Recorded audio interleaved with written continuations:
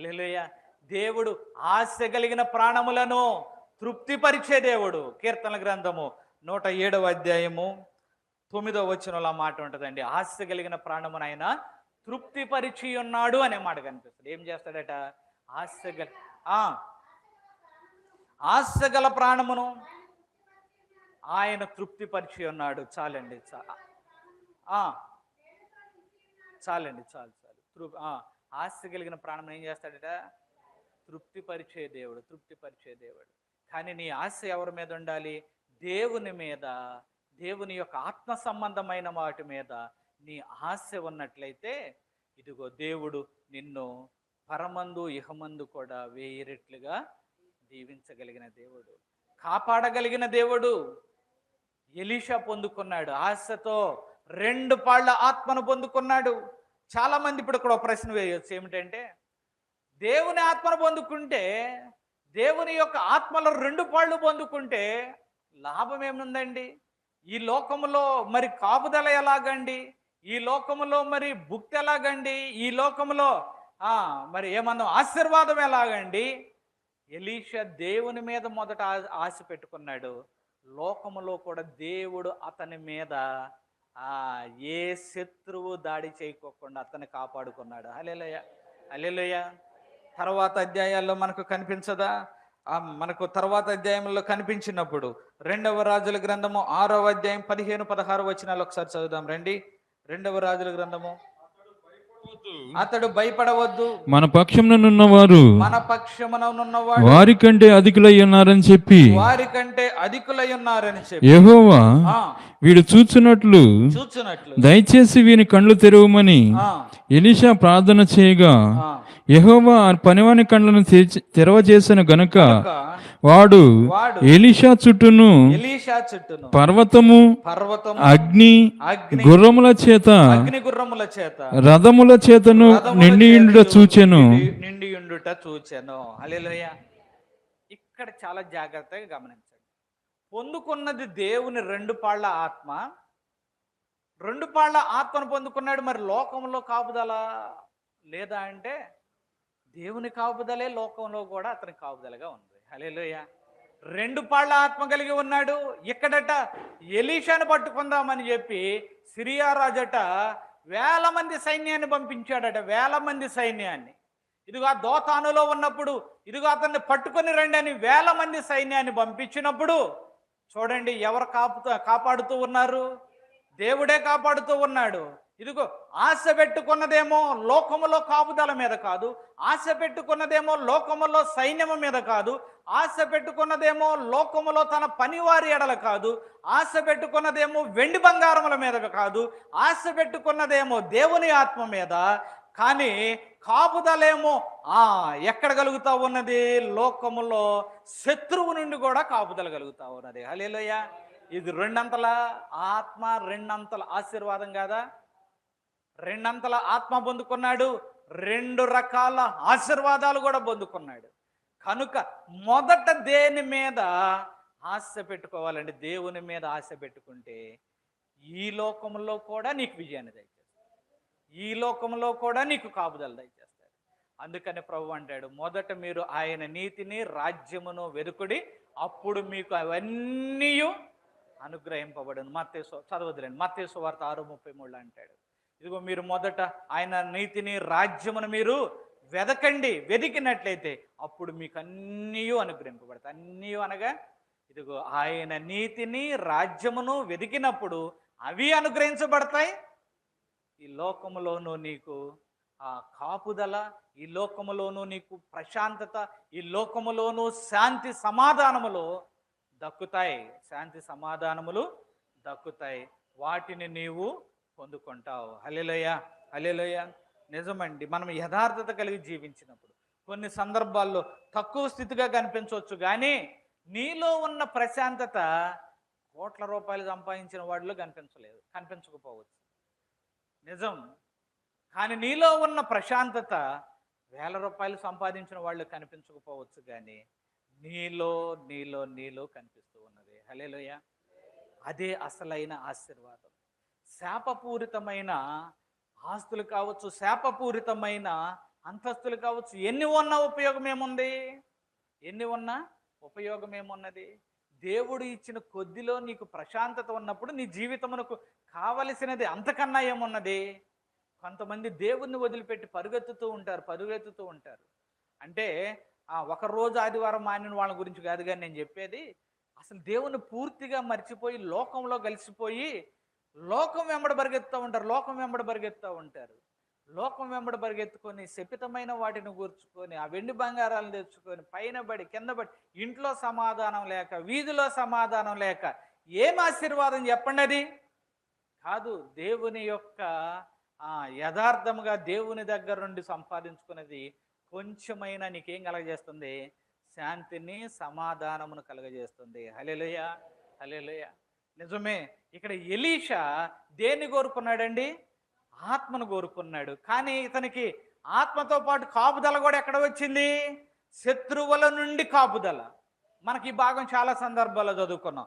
తన పనివాడు వచ్చి ఉదయాన్నే లేచి అయ్యో నా ఏలినవాడా, అయ్యో అంటాడు. అక్కడ ఏమంటాడు? అయ్యో నా ఏలినవాడా, మనం ఏమి చేయదమయ్యా, ఇదిగో శత్రు సైన్యములు వచ్చి మనల్ని చుట్టేసుకున్నాయ్యా, శత్రు సైన్యములు వచ్చి మనలను చుట్టుముట్టేశాయి. 2 పాళ్ళ ఆత్మ కలిగిన వాడు, ఇదిగో ఆత్మనేత్రములు తెరవబడిన వాడు అంటున్నాడు, ఇదిగో భయపడవద్దు అని. యెహోవా వీని యొక్క కళ్ళు తెరవజేయనాయన అనగాని కళ్ళు తెరిచినప్పుడు అప్పుడు చూస్తున్నాడండి. ఏం చూస్తున్నాడు? అగ్ని పర్వతములు రథముల్లో చేత ఇదిగో ఎలీషా చుట్టూ కూడా అవి ఉన్నాయట. హల్లెలూయా, హల్లెలూయా. ఇదిగో గొప్ప అగ్ని రథములు, గొప్ప దేవుని యొక్క సేన కాపుదలగా నిలవబడింది. నిజమే. అనగా మరలా మీరు గుర్తుపెట్టుకుంటారు, మరలా ఒకసారి జ్ఞాపకం చేస్తున్నా, దేవుని యొక్క ఆత్మ సంబంధమైన విషయాల మీద మనం ఆశ పెట్టుకుంటే వాటితో పాటు ఏవి కూడా వస్తాయట? ఈ లోకములో కాపుదల, ఈ లోకములో దీవెన, ఈ లోకములో ఆశీర్వాదము కలుగుతాయి. కానీ దీనికి రివర్స్లో ఆశ పెట్టుకున్నాడట ఒక ఆయన. ఎవరో తెలుసు మనకు. ఎవరై ఉంటారంటారు? గేహజీ. ఎవరి యొక్క శిష్యుడైనా? ఎలీషా యొక్క శిష్యుడు. ఏలియా యొక్క శిష్యుడైన ఎలీషానేమో ఆత్మ మీద ఆశ పెట్టుకుంటే, ఇదిగో ఆత్మ మీద ఆశ పెట్టుకొని 2 పాళ్ళ ఆత్మను పొందుకుంటే, ఈ ఎలీషా దగ్గర ఒక శిష్యుడు ఉన్నాడట. ఈయన దేని మీద ఆశ పెట్టుకున్నాడు తెలుసా? వెండి బంగారముల మీద ఆశ పెట్టుకున్నాడు. రెండవ రాజుల గ్రంథం 5వ అధ్యాయం 20వ వచనం చదవండి. 5వ అధ్యాయం 20వ వచనం. గెహజీ సిరియానుడైన ఈ నయమానును తీసుకుని వచ్చిన వాటిని అంగీకరించుటకు నా యజమానునికి మనసు లేకపోయిన గాని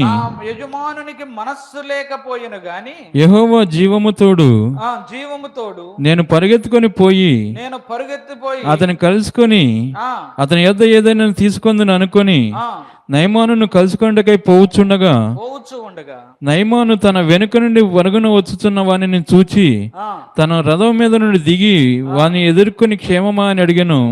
అతడు క్షేమే అని చెప్పి నా యజమానుడు నా చేత వర్తమానం పంపి 23 చదివేయండి. అందుకు నయమాను నీకు అనుకూలమైతే రెట్టింపు వెండి తీసుకొని బతిమాలి 2 సంచులలో 4 మణుగుల వెండి కట్టి 2 దుస్తుల బట్టలనిచ్చి తన పనివారిలో 2 మీద వాటిని వేయగా వారు గెహజీ ముందర వాటిని మోసుకొని పోయిరి. మెట్ల దగ్గరకు వారు రాగానే వారి యొద్ద నుండి గెహజీ వాటిని తీసుకొని ఇంటిలో దాచి వారికి సెలవేయగా వారు వెళ్ళిపోయిరి. చాలండి, చాలు. ఇక్కడ ఈయన ఎలీషా యొక్క శిష్యుడైన గెహజీ నయమాను వచ్చినప్పుడు, నయమానుకు ఆ భాగాల్లోకి వెళ్ళి సమయం చాలదు, నయమానుకు కుష్టు బాగైనప్పుడు నయమాను ఒక బహుమతి తీసుకొని వచ్చి ఎలీషాని తీసుకోమని బ్రతిమలాడుతూ ఉన్నప్పుడు ఎలీషా నాకు వద్దు, నీ దారిని వెళ్ళు అని చెప్పి నయమానును పంపించేసినప్పుడు ఇక్కడ ఉన్న గేహాజీకి ఒక ఆశ పట్టుకున్నదట. ఏమిటా ఆశ అంటే, ఇదిగో అతడు నేను నా యజమానుడికి ఇవి తీసుకోవడానికి మనస్సు లేకపోయాను కానీ నేను అతన్ని కలుసుకొని అతని యొద్ద ఏమైనానో తీసుకుందును అనుకొని నయమానును కలుసుకొనుటకై పరుగెత్తుకొని పోవచ్చు లేకపోతే పోవచ్చు ఉండగా అనగా పరుగెత్తుతూ కనిపిస్తూ ఉన్నాడు. పరిగెత్తుతూ కనిపించినప్పుడు కిందకు వచ్చి 2 మణుగుల వెండియు 2 దుస్తుల బట్టలను దయచేయుమని సెలవిచ్చుచూ ఉన్నాడు. 2 మణుగుల వెండియు 2 దుస్తుల బట్టలు. చూడండి, 2. ఎలీషా ఏమన్నాడు? 2 పాళ్ళ ఆత్మ. ఈయనేమంటున్నాడు? 2 మణుగుల వెండి 2 బట్టల దుస్తులు కావాలి, 2 దుస్తుల బట్టలు కావాలి. ఏమిటంటే 2 కావాలి. ఆయన 2 కావాలన్నాడు, ఈయన 2 కావాలంటున్నాడు. కానీ ఆయన 2 పాళ్ళ ఆత్మ కావాలంటుంటే ఈయన 2 మణుగుల వెండి కావాలంటున్నాడు. 2 దుస్తులు లేకపోతే 2 దుస్తుల బట్టలు కావాలి అని అడుగుతూ ఉన్నాడు. నయమాన్ అంటున్నాడు, ఇంకా రెట్టింపు తీసుకొని వెళ్ళు, ఇదిగో 2 సంచులలో 4 మణుగుల ఆ వెండియు, ఇదిగో 2 దుస్తులను విచ్చి పంపిస్తున్నాడు. చూడండి, అన్ని 2 రెట్టింపు. కానీ ఎలీషానేమో 2 ఆత్మల పాలు కావాలంటే ఈయనేమో 2 మణుగుల వెండి కావాలి, 2 దుస్తులు కావాలి. నయమాన్ ఏమంటున్నాడు? 2 కాదు, ఇంకా రెట్టింపు తీసుకో అనగా 2 కావు, 2 ఇంటూ 2 తీసుకో అనగా 2 సంచుల్లో 4 మణుగుల వెండియు, అంతేకాకుండా 2 దుస్తులు ఇచ్చి పనివారిని కూడా ఇద్దరిని పంపించాడట. అనగా 2 మనుషులు, అన్ని 2. కానీ ఈ 2 ఏమిటట? ఏలియానేమో 2 పాళ్ళ ఆత్మ, ఈయనేమో 2 మణుగుల వెండి. దేనిని కోరుకుంటున్నావు?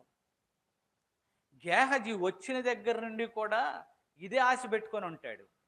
పరిచర్యను పక్కన పెట్టేసి లేకపోతే సేవను పక్కన పెట్టేసి ఎప్పుడు అవకాశం దొరుకుతుందా 2 మణుగుల వెండియు, వస్తువులు, దుస్తులు, పొలములు సంపాదించుకోవాలి అని ఆశ పెట్టుకున్న ఉంటాడు ఎవరో? గేహజీ. కానీ ఏలియా ఏం ఆశ పెట్టుకున్నాడంటే గురువు గారి దగ్గరికి వచ్చిన దగ్గర నుంచి కూడా 2 పాళ్ళ ఆత్మ, ఈ పదం వాడకూడదు కానీ 2 పాళ్ళ ఆత్మ కొట్టేయాలి. ఏం కొట్టేయాలి? 2 పాళ్ళ ఆత్మను కొట్టేసేయాలి. కానీ గేహజీ ఏం పెట్టుకున్నాడు? ఇదిగో 2 మణుగుల వెండి కొట్టేసేయాలి, 2 దుస్తులు కొట్టేసేయాలి.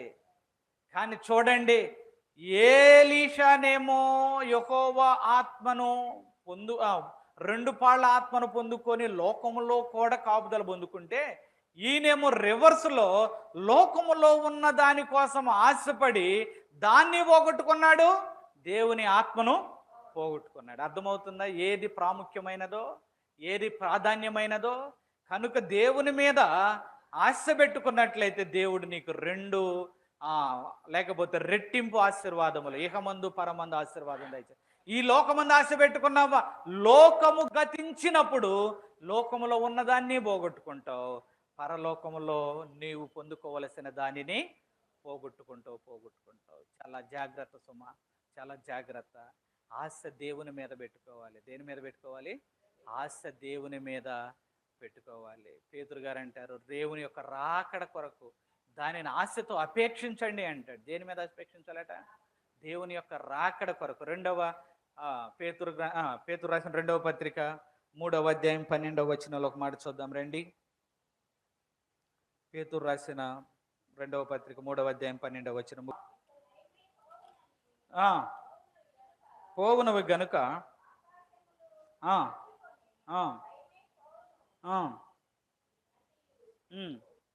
పంచభూతములు మహావేంద్రముతో కరిగిపోవునట్టు దేవుని దినపు రాకడ కొరకు కనిపెట్టుచు, దానిని ఆశతో అపేక్షించుచు మీరు పరిశుద్ధమైన ప్రవర్తనతోను భక్తితోను ఎంతో జాగ్రత్త గలవారై ఉండవలెను. చాలండి. పేతురు అంటున్నాడు, అయ్యా రాకడ కొరకు ఆశ పెట్టుకోండి అయ్యా, ఇదిగో రాబోయే రాజ్యం కొరకు ఆశ పెట్టుకోండి అయ్యా, క్రొత్త భూమి కొరకు, క్రొత్త ఆకాశము కొరకు కనిపెట్టుకోనండి అయ్యా, కనిపెట్టుకోనండి. ఆశతో అపేక్షించండి. ఎందుకనగా మీరు ఈ లోకంలో ఎన్ని ఆశలు పెట్టుకున్నా ఆ ఆశలన్నీ గతించిపోతాయి. లోకము దాని యొక్క ఆశ అంతయు గతించిపోతుంది. కనుక దేని మీద ఆశ పెట్టుకోవాలి? దేవుని కొరకును, దేవుని రాజ్యము కొరకును, దేవుని రాకడ కొరకు ఆశతో అపేక్షించు. దేవుని యొక్క రాకడ లేకపోతే దేవుని యొక్క దినము. ఆమోస్ అంటాడు, ఒక మాట చూద్దామా? 5వ అధ్యాయం 18వ వచనంలో ఒక మాట చూద్దాం. గడిచిన వారం కూడా మనం ఆమోసును జ్ఞాపకం చేసుకున్నాం. అలాగే 5వ అధ్యాయం 18వ వచనం ఒకసారి చూద్దాం రండి. ఆమోసు గ్రంథం.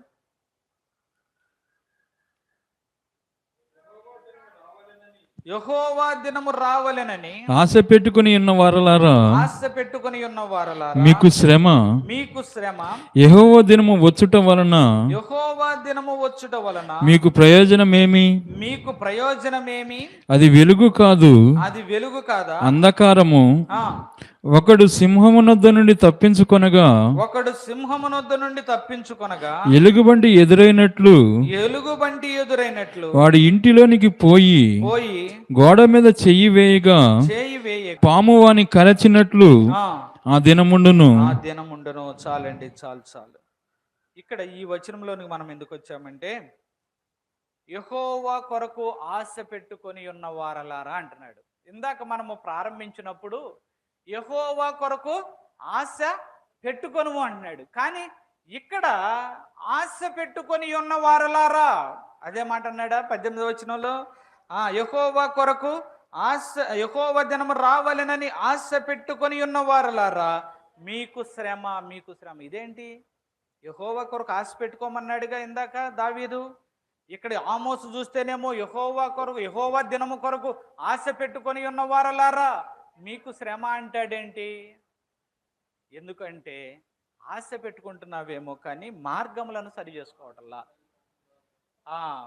లేకపోతే సిద్ధపడటంలా, దేవుని యొక్క ఆశకు తగినట్లుగా నీవు జీవించడంలా, దేవుడు నీ మీద పెట్టుకున్న ఆశ ప్రకారము నీవు బ్రతకడం లేదు. కనుక యెహోవా దినము కొరకు ఆశ పెట్టుకొని ఉన్న వారలారా మీకు శ్రమ.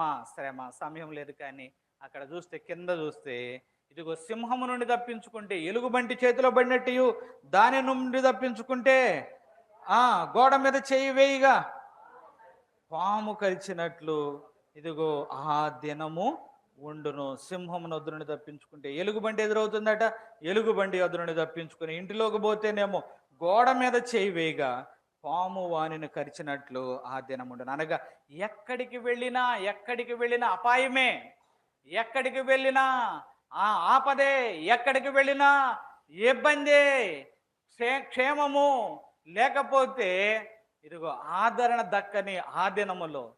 కానీ యెహోవా ఎడల ఆశ పెట్టుకున్న వాళ్ళు ఎలా జీవించాలట? సరి అయిన మార్గములలో కూడా జీవించాలి. ఇది ఆఖరిగా హెచ్చరిక మాట ఏమిటంటే, రెండిటిని మనం కలిగి ఉండాలి. 2 పాళ్ళ ఆత్మ, 2 మణుగుల బంగారం చూసాం కదా, 2 కలిగి ఉండాలి. ఏమిటంటే ఆజ్ఞలను పాటించాలి, దేవుని మీద ఆశ పెట్టుకోవాలి. హల్లెలూయా. అప్పుడు దేవుడు నీకు దీవెనలను అనుగ్రహిస్తాడు. అప్పుడు దేవుడు నిన్ను ఆ 2వ రాకడలో జ్ఞాపకం ఉంచుకుంటాడు. హల్లెలూయా. ఒకవేళ రాకడ ఆలస్యమైతే మనమే ఆయనను ఎదుర్కొనవలసిన పరిస్థితి వస్తే దేవుడు తన సింహాసనం మీద నుండి లేచి నిన్ను ఎదుర్కొనడానికి ఆయన వస్తాడు. హల్లెలూయా. ఎదుర్కొని నిన్ను హక్కును చేర్చుకొని పరలోక రాజ్యమును ఆయన నీకు దయచేస్తాడు. సారాంశం ఏంటంటే, దేవుని మీద ఆశ పెట్టుకుంటే ఇదిగో నిత్య జీవమును ఇహమందు కాపుదల నీకు దక్కుతుంది. లోకం మీద ఆశ పెట్టుకుంటే ఇహమందును నీకు కాపుదల దక్కదు, దేవుని యొక్క నిత్య జీవమును కూడా నీవు పొందుకోలేవు. అది డిఫరెన్స్, అంతే, ఏం లేదు. కనుక ఈ రోజున నీవు దేని మీద ఆశ పెట్టుకుంటావో ఒకసారి పరిశీలన చేసుకో. ఇదిగో దేవుని బిడను కదండి నేను, ఇజ్రాయేలు వారలారా, యెహోవా దినము కొరకు ఆశ పెట్టుకుని వారలారా మీరు, లేకపోతే మనము దేవుని నమ్మిన వారు కూడా దేవుని దినము కొరకు ఆశ పెట్టుకుంటున్నాం. కానీ ఆ ఆశ మనలను సంతోషింపజేస్తుందా? ఒక చోట ఉంటుంది సామెతల్లో, నీతిమంతుల ఆశ అంటే సంతోషాన్ని పుట్టిస్తుందట, భక్తిహీనుల ఆశ అట భంగం అయిపోతుందట. ఏమిటట? నీతిమంతుల ఆశ సంతోషమును పుట్టించును, భక్తిహీనుల ఆశట భంగమైపోద్ది. భక్తిహీనుల్లాగా ఉంటామా? మన ఆశ భంగమైపోయేటట్లు ఉంటామా? నీతిమంతులలాగా యెహోవా మీద ఆశ పెట్టుకొని, ఆత్మ విషయముల యందు ఆశ పెట్టుకొని, పరమందును ఇహమందును లేక ఇహమందును పరమందును 1000 రెట్ల ఫలమును పొందుకునే వ్యక్తిగా ఉంటావు. ఒకసారి జ్ఞాపకం చేసుకో. ఈ ఉదయకాలంలో ఒక మాట, ఎవని మీద నీ ఆశ? చిన్న ప్రార్థన చేద్దామా? ఈ వాక్యమును దేవుడు దీవించునుగాక. చిన్న ప్రార్థన చేద్దాం. ఎవని మీద నీ ఆశ ఉన్నది? దేవుని మీద ఆశ పెట్టుకో. ఈ లోకంలో ఎన్నో కష్టాలు రావచ్చు, ఎన్నో ఇబ్బందులు రావచ్చు, సవాళ్లు రావచ్చు. ఈ లోకంలో ఎన్నో దోచుకునేవారు, భయపెట్టేవారు, లేక ఇదిగో శ్రమ, కష్టము, అనారోగ్యములు కావచ్చు, బంధువులలో ఎదురు తిరుగువారు కావచ్చు, మరి ఎవరైనా కావచ్చు, ఏమైనా కావచ్చు. ఈ లోకంలో ఏ సమస్య అయినా కావచ్చు, కానీ యెహోవా మీదే ఆశ పెట్టుకో. ఇదిగో దావీదు ఎదుట నుండి బలమైన గొల్యాతును పడద్రోసిన దేవుడు, ఇదిగో ఎలీషాను చుట్టుముట్టిన సైన్యముల చుట్టూ అగ్ని రథములు, అగ్ని గుర్రములు ఎలీషా చుట్టూ కూడా నిలవబడ్డాయి.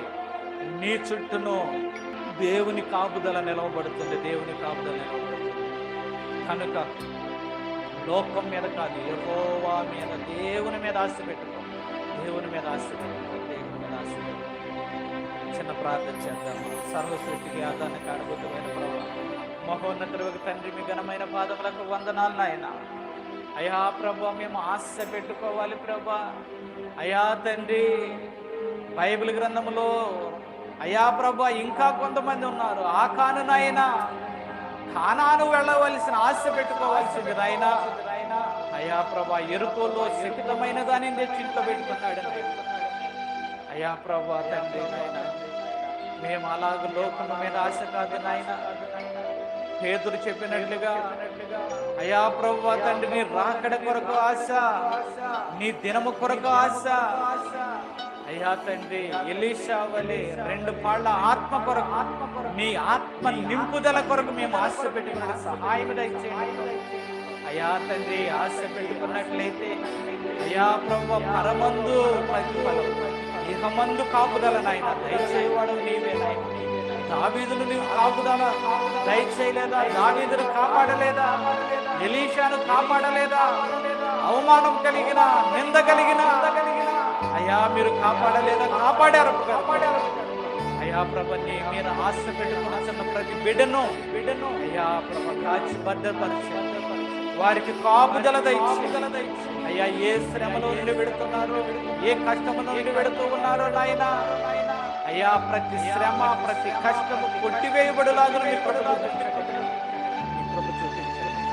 దయతో జ్ఞాపకం చేసుకోండి, దయతో జ్ఞాపకం చేసుకోండి. అయ్యా ఎలీషా యొక్క ఆశ మాకు దయచేయండి. అయ్యా సాతానుడు నాయన మమ్మలను కృంగదీయాలని, అవిశ్వాసంలోకి నడిపించాలని నాయన. అయ్యా ప్రభా, వాని క్రియలను మా మీద రెచ్చగొడతా ఉంటాడు, వాని క్రియలను మా మీద ప్రయోగిస్తూ ఉంటాడు. కానీ పేతురులాగానైనా అటు ఇటు గాలిని చూడకుండా నీ వైపే చూచి నడుచుకుంటూ ప్రభు చూపించండి. సహాయం దయచేయండి. ఉదయకాలం ఎత్తబడిన ఈ యొక్క వాక్యపు విత్తనం మా అందరి హృదయములలో ఫలింపచేయండి. లోకపు ఆశలు ఏమైనా ఉంటే నాయన వాటిని కొట్టివేయండి. లోకపు ఆశలు, లోకపుదైనా అయ్యా ప్రభు తండ్రి పరుగులాటలో ఉన్నట్లయితే తీసివేసి నీ వైపు చూసే ప్రభును మాకు దయచేయండి. రానున్న దినములలోనైనా ఇంకను అయ్యా విశ్వాసమునందు, ఇంకను పరిచర్యనందు, ఇంకను సేవయందును మేము బలపడులాగును మీ కృప చూపించండి. మా సంఘము కూడా ఇంకను నీ కృపలో వర్ధిల్లుటకు సహాయం. ఈ మాటలు నాయన వ్యర్థము కాదు నాయన, ముద్రిస్తున్నారు ప్రభు. ముద్రించుచున్న దేవా, చిన్న సంఘమును వృద్ధిపరచండి అయ్యా ప్రభు. అనేక నూతన ఆత్మలు లోకములో నుండి నశించుచున్న ఆత్మలు రక్షించబడుటకు అయ్యా ప్రభు, సంఘము ద్వారా, సంఘములో ఉన్న బిడల ద్వారా అయ్యా రక్షించబడుటకు సహాయం దయచేయండి. ఈ చిన్న ప్రార్థన ఆలకించమని, ఈ చిన్న ప్రార్థన సన్నిధానము దూపములో చేర్చుకుని ప్రభువైన యేసు క్రీస్తు పుణ్యనామంలో వేడుకొనుచున్నాము తండ్రి. ఆమేన్. మరొకసారి మీ అందరికీ వందనాలండి. అందరికీ